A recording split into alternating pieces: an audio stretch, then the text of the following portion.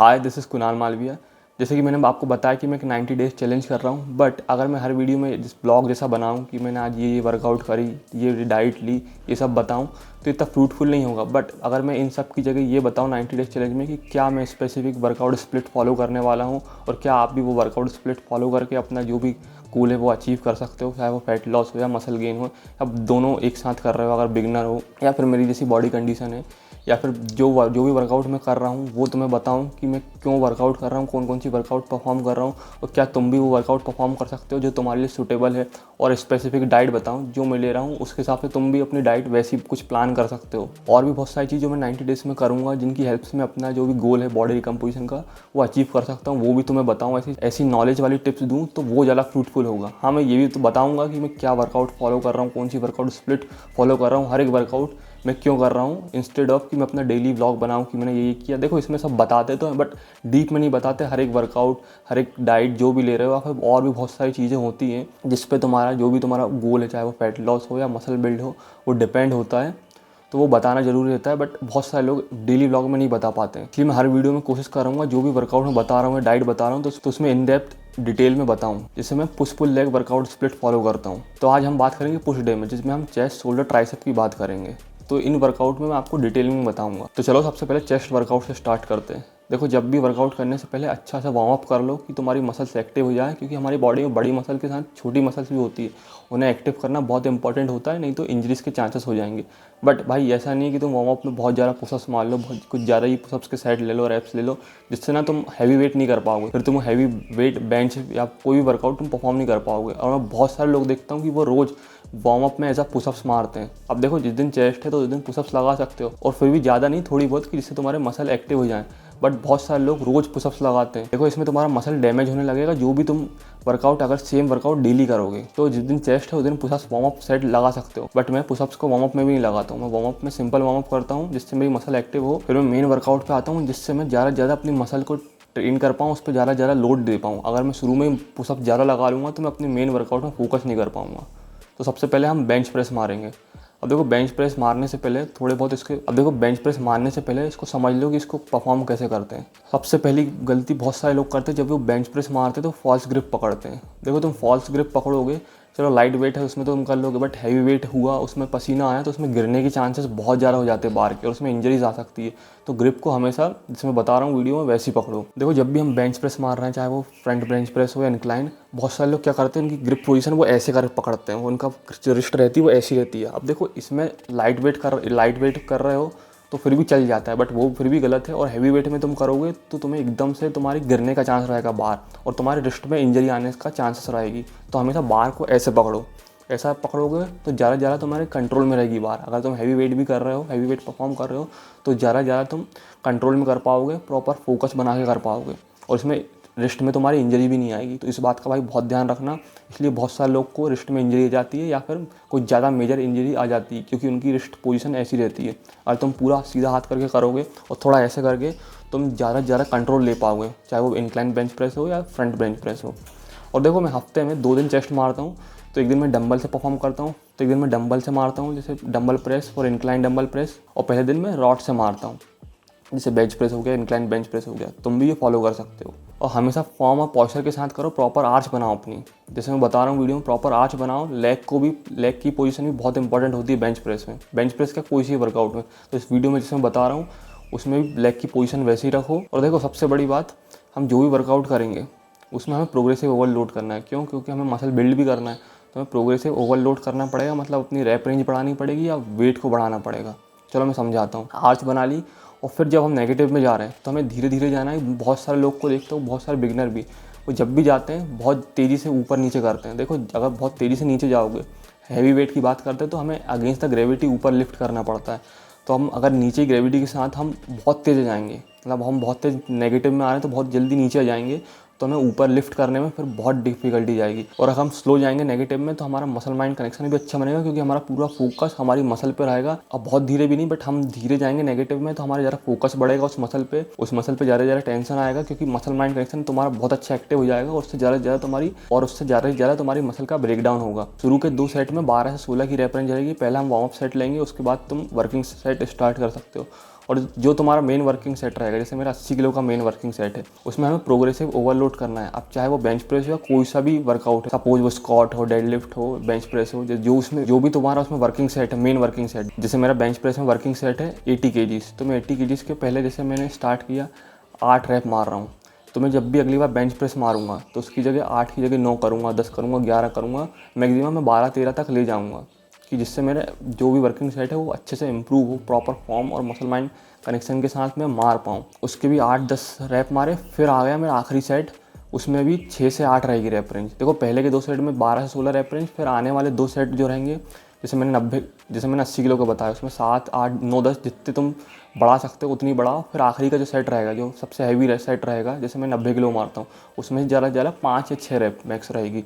जैसे जैसे हमारे वर्कआउट के सेट बढ़ रहे हैं, वैसे वैसे हमारी वर्कआउट की वॉल्यूम और इंटेंसिटी भी बढ़ रही है। तो हमने स्टार्ट तो हाई रैप से करा था, बट हम एंड करेंगे लो रैप ट्रेनिंग से, जिससे हमारे वर्कआउट की वॉल्यूम और इंटेंसिटी भी बढ़ेगी और साथ में प्रोग्रेसिव ओवरलोड भी होगा। बट सबसे इंपॉर्टेंट बात आती है इसमें रेंज ऑफ मोशन। फिर सबसे इंपॉर्टेंट बात आती है रेंज ऑफ मोशन। पहले बता दूं, सबका रेंज ऑफ मोशन अलग होता है। जरूरी नहीं है अगर मैं बार चेस्ट तक टच कर रहा हूँ तो तुम भी बार चेस्ट तक टच करोगे। देखो बहुत सारे लोग की मोबिलिटी शुरू में इतनी अच्छी नहीं रहती है, या फिर किसी को शोल्डर में कुछ पेन होता है, इंजरी रहती है। जरूरी नहीं है अगर मैं पूरी बार चेस्ट तक ला रहा हूँ तो तुम भी पूरी बार तुम्हारी भी चेस्ट तक आएगी, तुम्हारी भी रेंज ऑफ मोशन उतनी है। देखो मैं ये भी नहीं बोल रहा कि हाफ मारो, लाना है, बट थोड़ा 19-20 भी रहे, जैसे मैं बता रहा हूँ कि इतना रहे तो भी चलेगा। देखो बहुत सारे लोग की बिगनिंग में या फिर किसी लोगों की रेंज ऑफ मोशन इतनी नहीं रहती है कि वो पूरी चेस्ट तक टच कर लें। तो जितनी तुम्हारी रेंज ऑफ मोशन उतनी जाओ, फिर धीरे धीरे अपनी रेंज ऑफ मोशन को इम्प्रूव करो, अपनी मोबिलिटी को सुधारो, तो तुम्हें एक अच्छा मसल माइंड कनेक्शन भी मिलेगा और अच्छी ग्रोथ देखने को मिलेगी। फिर से बोल रहा हूँ, देखो सबकी रेंज ऑफ मोशन अलग अलग होती है। नीचे ला सकते हो उतना नीचे लाओ। फिर इसके बाद हम आएंगे इंक्लाइन बेंच प्रेस पे। अब देखो इंक्लाइन बेंच प्रेस पे हम इंक्लाइन बेंच प्रेस पे वार्म अप सेट नहीं लेंगे। क्योंकि हमने फ्लैट बेंच प्रेस पे हमने वार्म अप सेट लिया था, हमारी मसल एक्टिव है, तो हम अपने वर्किंग सेट से स्टार्ट करेंगे। जैसे इसमें मेरा वर्किंग सेट है 60 किलो, तो मैं 60 किलो से 12 से 16 रैप रेंज रहेंगे मेरे पहला सेट।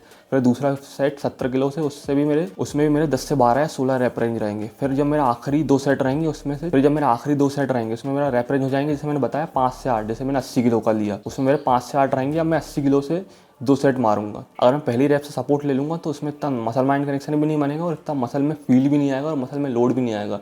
तो जैसे 80 किलो से मैं कंफर्टेबली 5 से 6 रैप सपोर्ट बिना सपोर्ट के साथ मार पाता हूँ, तो वो मेरा मेन आखिरी में जो हैवी सेट है वो मैं रख रहा हूँ। ऐसे तुम भी जैसे अगर सपोज कि तुम्हारा वर्किंग सेट 60 किलो, जो आखिरी का जो तुम सेट लोगे, जो सबसे तुम हैवी मार सकते हो बिना सपोर्ट के, सपोज कि तुम 70 kg बिना सपोर्ट के अच्छे से मार सकते हो, आखिरी में वेट उसके 5-6 रैप निकल रहे हैं, तो उसके आखिरी के 2 सेट तुम उस वेट के ले सकते हो। अगर तुम कुछ ज़्यादा वेट ले लोगे तो शुरू से ही तुम सपोर्ट रखोगे तो उतना वो फ्रूटफुल नहीं होगी तुम्हारी एक्सरसाइज, क्योंकि उसमें तो फिर मसल माइंड कनेक्शन भी इतना नहीं बनेगा और इतना लोड भी नहीं आएगा, क्योंकि तुम्हें सपोर्ट पहले उससे ले रहे हो। हाँ 3-4 रैप के बाद सपोर्ट लो तो वो भी ठीक है, बट मेन फोकस रखना स्टार्टिंग के 3 से 5 रैप तुम सेल्फ आए ऐसा वेट चुनना, जिससे ज़्यादा तुम्हारी मसल पे लोड आए। फिर हमारी तीसरी चेस्ट की वर्कआउट रहेगी, वो हम केबल से करेंगे, इंक्लाइन चेस्ट फ्लाई। अब देखो मैं इंक्लाइन का क्यों कह रहा हूँ, जब भी हम इंक्लाइन बेंच से करते हैं इसमें हमारा बहुत अच्छा मसल माइंड कनेक्शन बनता है, फॉर्म पॉस्चर भी बहुत अच्छा बनता है इसमें क्योंकि गलती करने की तुम्हारी गुंजाइश नहीं रहती है। तो तुम वेट भी इंक्लाइन में इतना लोगे कि जितना तुमसे उठ जाए, एक मॉडरेट वेट में ट्रेन करोगे, क्योंकि फिर तुम ज़्यादा ले लोगे तो तुमसे बनेगी भी नहीं।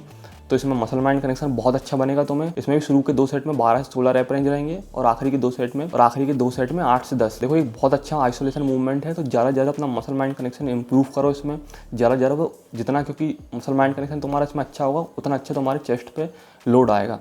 फिर हम आखिरी वर्कआउट पे आते हैं चेस्ट की, हमारी पैक डेड फ्लाई। देखो पैक डेड फ्लाई में भी फॉर्म और पॉस्चर देख लो, जैसे मैं बता रहा हूँ, ग्रिप कैसी रखना है वैसी रखना। और देखो पैक डेड फ्लाई में बहुत सारे लोग मशीन को बहुत लास्ट में प्लेस करते हैं। देखो अगर बहुत वाइड उससे करोगे, बहुत पीछे उससे करोगे तुम पैक डेड फ्लाई, तो इसमें शोल्डर पे तुम्हारा बहुत लोड आएगा, इसमें शोल्डर पे तुम्हारे इंजरीज आने के चांसेस हैं। तो थोड़े से मिडिल में रखो, फिर तुम पैक डेड फ्लाई लगाओ। उसके भी रैप रेंज 12 से 16 रहेंगे, 4 सेट, आखिरी के 2 सेट मैंने बताया 8 से 10 रैप रेंज रहेंगे, क्योंकि हम वेट बढ़ाएंगे। तेज नहीं करना है, जब नेगेटिव में आ रहे हो धीरे पूरा मसल को फील करते हुए, मसल माइंड कनेक्शन बनाते हुए, और फिर जब जा रहे हो तो थोड़ा तेज जा सकते। देखो जितना तुम फील करोगे मसल में, जितना अच्छा तुम्हारा मसल माइंड कनेक्शन बनाओगे, जैसे मैंने बताया धीरे करोगे, उतना अच्छा तुम्हारे मसल में कॉन्ट्रैक्शन फील होगा। तो हमेशा मसल माइंड कनेक्शन पे ध्यान देना, वो बहुत इंपॉर्टेंट है। भले कितना भी वेट उठा लो, कितने भी उससे कर लो, अगर तुम्हारा मसल माइंड कनेक्शन नहीं अच्छा तो तुम्हें अच्छे रिजल्ट नहीं मिलेंगे। इसलिए बहुत सारे लोग देखते हो जो बॉडी बिल्डर, अगर वो गलत फॉर्म भी मारते हैं बट उनका मसल माइंड कनेक्शन इतना अच्छा होता है कि वो उतने में ही ज़्यादा ज़्यादा मसल पे अपना लोड ले लेते हैं। तो सबसे इंपॉर्टेंट बात आती है मसल माइंड कनेक्शन, वो बनाना सीख लो। फिर ये हमारी चेस्ट की लास्ट वर्कआउट है, इसके बाद हम शोल्डर पे चलेंगे। अब देखो इसमें बहुत सारे लोग डिक्लाइन बेंच प्रेस भी मारते हैं, लोअर चेस्ट की बहुत सारी एक्सरसाइज परफॉर्म करते हैं। देखो लोअर चेस्ट की अगर नहीं भी मारो तो चलेगा, और डिक्लाइन बेंच प्रेस ये सब मेरे अकॉर्डिंग टू मी, अब बहुत सारे लोग भी इसको वेस्ट ऑफ टाइम कहते हैं। क्यों? क्योंकि अगर हम फ्लैट बेंच प्रेस मार रहे हैं, इंक्लाइन बेंच प्रेस मार रहे हैं, तो उसमें हमारा अपर चेस्ट भी ट्रेंड होता है और मिडिल चेस्ट भी हमारा ट्रेन होता है। मेनली हमारी चेस्ट की 2 प्राइमरी मसल होती है, हमारी अपर चेस्ट और हमारी मिडिल चेस्ट। अगर इन दोनों को तुम अच्छे से ट्रेन कर लोगे तो तुम्हें लोअर चेस्ट मारने की ज़रूरत नहीं पड़ेगी। जैसे मैंने बताया, कोई भी प्रेस मारे, चाहे वो बेंच प्रेस हो, इंक्लाइन बेंच प्रेस हो, अगर तुम फॉर्म पॉस्चर अच्छा है तो वो तुम्हारे अपर चेस्ट को टारगेट करेगा, एज वेल एज तुम्हारे ओवरऑल चेस्ट को भी अच्छी शेप देगा, तुम्हारे ओवरऑल चेस्ट पे अच्छा सा लोड आएगा। फिर हम आते हैं शोल्डर के वर्कआउट।